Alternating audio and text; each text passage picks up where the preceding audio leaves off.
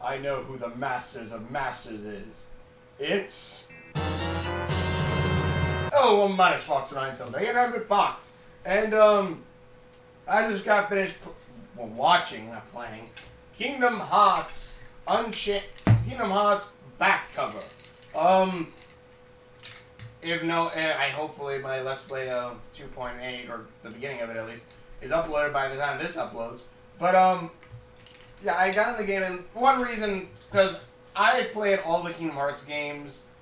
The only one that I think is technically unfinished of the Kingdom Hearts games that I played, other than the mobile one that's not in canon, is...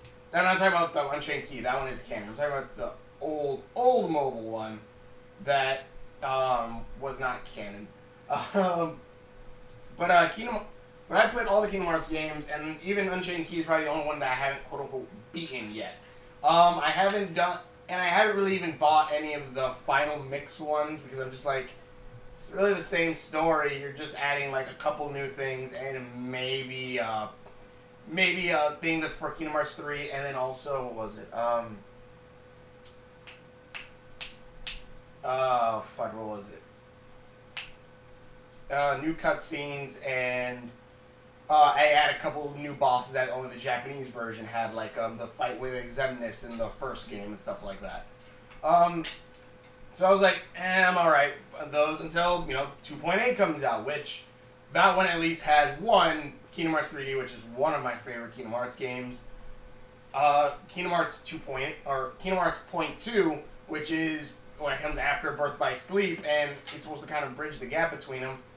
And then also is Kingdom Hearts back cover for Kingdom Hearts Unchained Key, the mobile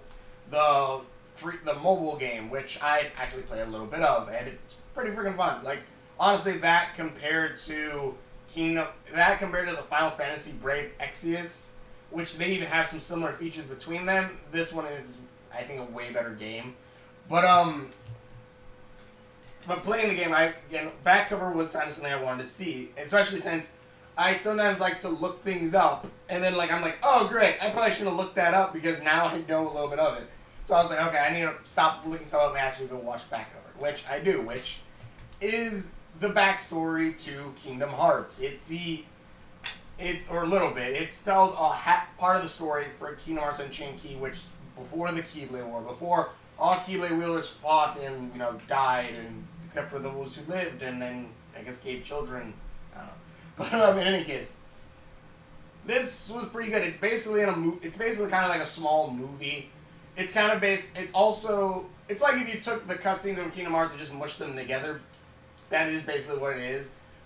They could make a game around it too, but it's just really the cutscenes in between that you get that it's following another character off on the side that's not connected directly with Sora and stuff like that right now. That's kind of what this is, and you're following the foretellers as you're going to their roles in this, having different unions back before the Keyblade War, because you had to choose a union when you were back then, and how the Master says he's preparing them for when he disappears, or if he disappears, but he says that there's going to be a traitor among you, or Ira, the unicorn one, I believe that's Ira.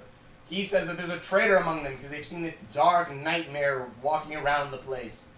And so basically the movie is them trying to find out who this traitor is, while also getting flashbacks to the Master of Masters telling them, hey, this is your role in what's going to come, and you have to do this role unless there's going to be a Keyblade War.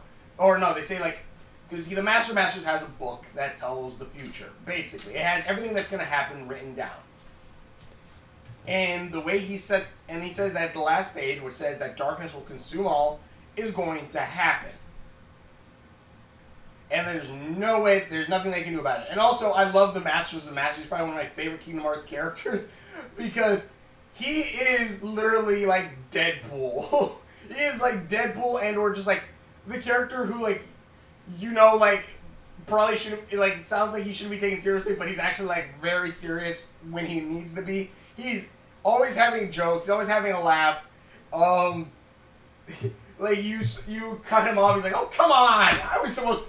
Come on!" It's just he's just a freaking awesome character. I love him. But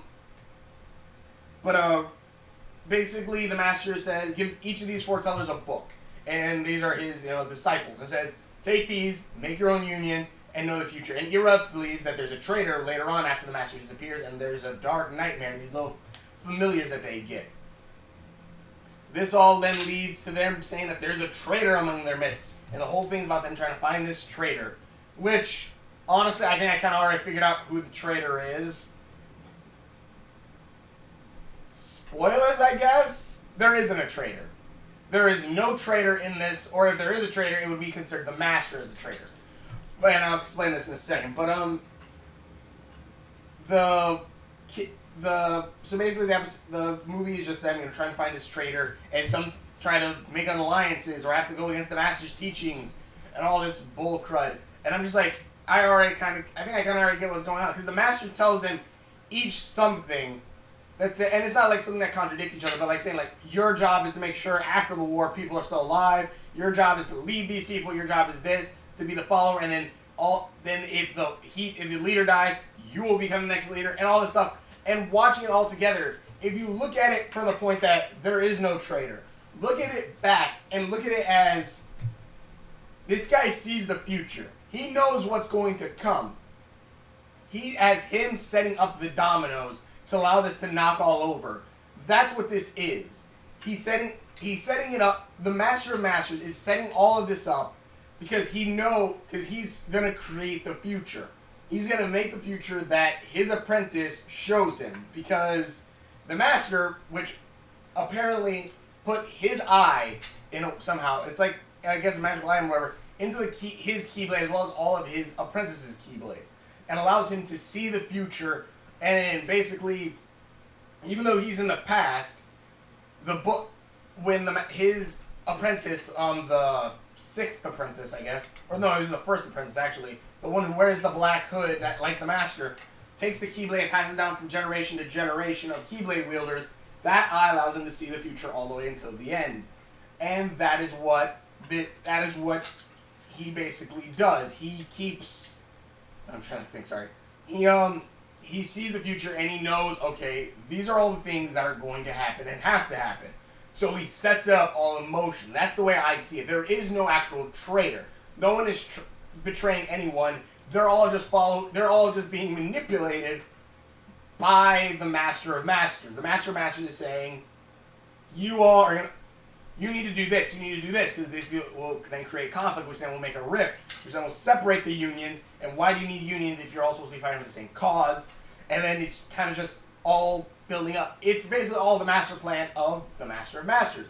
He is, I guess, in a way, the traitor, or if he's not considered the traitor, he's at least the one who plants the idea to create the idea of something like this happening. And it's really good. The voice acting is really done well. Though, the voice of Ava, is that the voice of Ty's sister from Digimon? Because it sounded very familiar, and I think that's where it's from. I'm not sure. But, I'm trying to think. It's pretty freaking cool. It's a pretty freaking cool little thing, seeing, like, the Keyblades rendered in, like, not realistic, but, like, in, like, 3D-ish more style, and, like, the newer graphics and everything. It's pretty freaking awesome. Especially when they zoom in on it, because, like, I always wonder, like, what are the Keyblades really made of? I guess, yeah, they're made of light, but I guess maybe because just it depends on which kind it is. Since, like, they're wooden, like, some Keyblades are made up of, like, look different, like, it looks like wood, and then other ones look like they're made of metal. But yeah, I guess technically just say light, and they just form into facsimiles of those elements. But, it's just really cool seeing this all happen, kind of seeing, like, all the setup. Because again, look at it from the standpoint of the master knows what he's doing. He's setting up dominoes to knock everything over, and everything kind of just, well, for lack of a better word, falls into place. It all just seems like, yeah, there is no traitor. He is the traitor. Even the guy who you think is going to be the traitor isn't really even the traitor. And then watching all of it, watching all this too, like, I'm just like, okay, if these guys were supposed to be connected to, let's say, the main one, or each of the main characters who are going to probably appear, who are these going to be? Like, what is it? The bear guy has a Keyblade that looks very resembles Terra's Keyblade very much, though Terra, I'm pretty sure, is way brighter than he is. Is it the Lynx? He has a mask. He looks, at least under the mask so far that you can see, he looks like Roxas.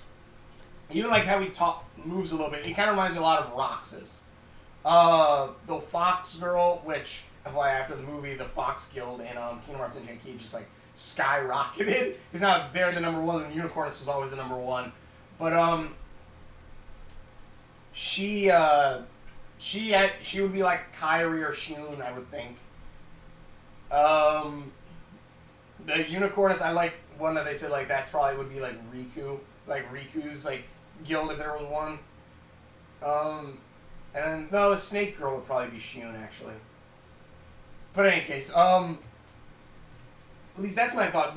It is a pretty good little movie. It's basically just all the cutscenes of like things that happen. Like when you play Kingdom Hearts and like, they had cutscenes to like, I don't know, what the organization is doing, I guess. Or like you watch a movie and they cut to what the bad guys are doing. It's kind of something like that, but we're following the quote unquote good guys. And the Master of Masters again is one of the best personalities in this, because he's kind of feels so lighthearted, but then of course he has those serious moments. Luxu, which has Lux in it, so light, who is like the first apprentice or whatever, who's supposed to bring the Keyblade throughout time and basically have everything watch, which also, playing Kingdom Hearts 2.2 or 0.5, Kingdom Hearts 0.5, I like when you see him standing there with the Keyblade and just see the eye of the Keyblade and just watching everything. And it's just freaking awesome. Like, that's the one bit that I looked up and I was like, have they explained what this eye is yet? And then, like, it's the eye of the Master of Masters. Like, I don't know what the Master of Masters is. Stop reading! Stop reading! And, yeah, I stopped reading because I want to watch it. I want to see where that one's going to go. Man, I didn't really disappoint. I really like the Masters of Masters. A character who you think would be, like, a Yen Sid kind of character he's freaking just, like, he seems, like, so lighthearted and everything, but in the end, he does have a secret, I'm pretty sure, and it's that he is the freaking master. He is the quote-unquote traitor, or he's the one who implanted the idea of the traitor. What else was there? Or he's setting all the dominoes up to fall. I'm trying to think. Because I really like all of this. I'm just trying to think of, like, what else there is. I like seeing... When the beginning of the movie also, they showed, like, cutscenes of, like, Kingdom Hearts Unchained Key. But, like, because I'm so used to my character in Unchained Key, when they showed the stock character, I'm like, who the fuck is this guy? And I'm like, oh, it took me, like, a moment to realize, oh, right, that's the stock character. That's, like, what the default character looks like. Okay, I got you. Oh... It's cool seeing some scenes brought into, like, the 3D realm, like the part where Ephmer and Ava are talking on the fountain. That was pretty cool. And I really got to finish playing Kingdom Hearts Unchained Key, like, the whole thing with the Keyblade War and everything I want to get to. I was hoping they were going to show the Keyblade War in this movie, at least a little bit, seeing all them fight, but no, they don't. I was like, oh, that kind of sucks. It kind of just ends. It kind of literally just ends. It's just like, yeah, they're just saving all this for Kingdom Hearts Unchained Key as well as Kingdom Hearts 3, which is not going to come out till, I'm going to assume, November of next year. Maybe. Maybe the summer of next year. One of the two, possibly. But, this is something I would say, like, you could go check out. You know, if you get the game 2.8, you get Kingdom Hearts on 3D, which again, one of my favorites. Full motion is freaking one of the coolest mechanics they could add to Kingdom Hearts, allowing you to explore these worlds a bit more. Even if it's like a little bit of exploration, I still think it's a little way better. It's still good exploration at least.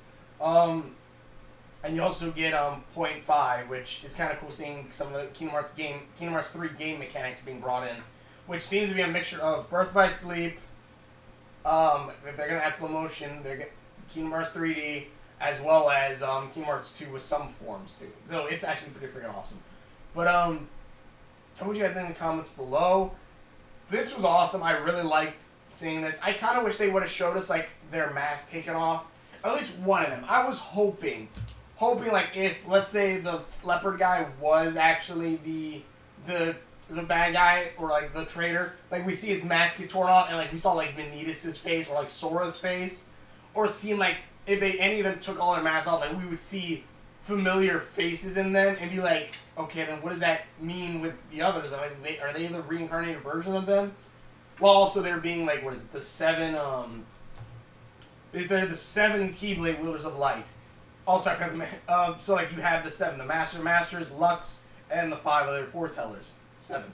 Also, I like when there's a scene where there's petals and they're just slowly drifting apart. So, you know, fighting music spirit. And also, I really love the, what, I think it was the beginning, where the Masters goes, oh yeah, here, you're gonna need this. Just hands over his Keyblade to Luxu, just like, here you go, you're gonna need my Keyblade. There you go. Alright, good. And just like, and then just Ava comes in. Who knew that just this would, in the end, be like one of the biggest events of all that set everything into motion? Something like that. It's a good movie. I'd say it's a good Kingdom Hearts cutscenes movie. It's like, again, like if you ever go like look up Kingdom Hearts movie on like YouTube and they have like all the cutscenes strung together. That's kind of what it is, except without the whole like giant monster comes in and it's like, well, time to fight this monster, and then just kind of cut immediately to after you defeat the monster, because of course it's only the cutscenes. It's kind of something like that. Well, at least in one point is where there's a battle like Daybreak Town just like completely destroyed. But yeah, this was awesome. I kind of want to see what's gonna happen next. I want to play Kingdom Hearts Unchained Key, see what the fuck's gonna happen next with that. And also then there's this box that Luxu was given by the Master of Masters, which I was looking at. I was trying to read what it said. Maybe someone else read it already and like has it on YouTube or Google or whatever. But I was looking at like, does that say? Oh crap! I just screwed that. I was looking at it like, does it? It looked like it had X S-U-R-A. So I was like, Xura? Like I was thinking like maybe Sora and then X. I don't know. But tell me what you guys think. You know, Sora spelled S-O-R-A in English, I guess. Either way, thank you so much for watching. If watching videos I've done, click the link description below. You check out all my other videos. And just thank you for watching. Thank you for subscribing. Thank you for sticking with me. So links are on my Facebook description over there somewhere. Links are on my Facebook description over there somewhere. Thank you for watching. And we will. God damn. It's supposed to look cool. And we will. See you later. Consume the darkness. Turn it to light.